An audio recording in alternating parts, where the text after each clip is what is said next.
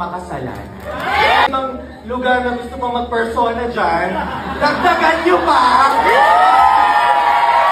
Pakialam ko, separation ng church at ng state!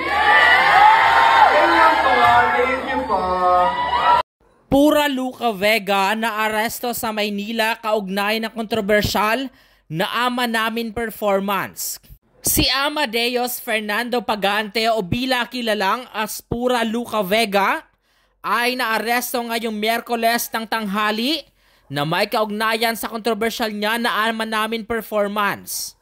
Ayon sa balita, nirelease nga ng Manila Police na nakalagay sa warrant of arrest na nabigyan nga si drug artist sa mga offenses ng immoral doctrines, obscene publication and exhibition, at pati na rin ang indecent shows na may kaugnayan at pwede umanong mag-bail ng 72,000 pesos. Inaresto si Pura Luca ng Manila Police District operative sa mismong tahanan nito sa Santa Cruz, Manila ngayong Miyerkules, October 4.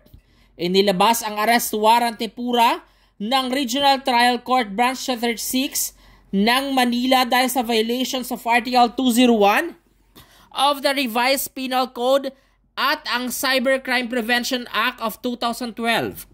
Sa ilalim ng nasabing batas, pinaparusahan ang sinumang nasa theaters, fairs, cinematographs, or any other place, exhibit, or indecent or immoral place, scenes, acts or shows and offense any race or religion. Isa ang Philippines for Jesus Movement or PJM na sina Bishop Leo Alconga, Pastor Romy Suela at Pastor Mars Rodriguez sa mga nagsampa ng kaso laban kay Pura.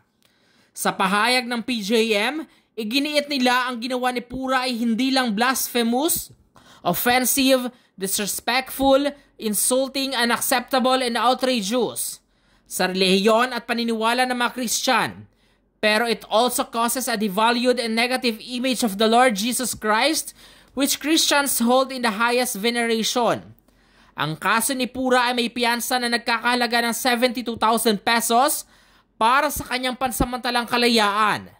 Humihingi ng tulong pinansyal mula sa kanyang followers ang controversial drag queen na si Pura Luca Vega para sa magagastusin niya sa kanyang paghaharap sa korte.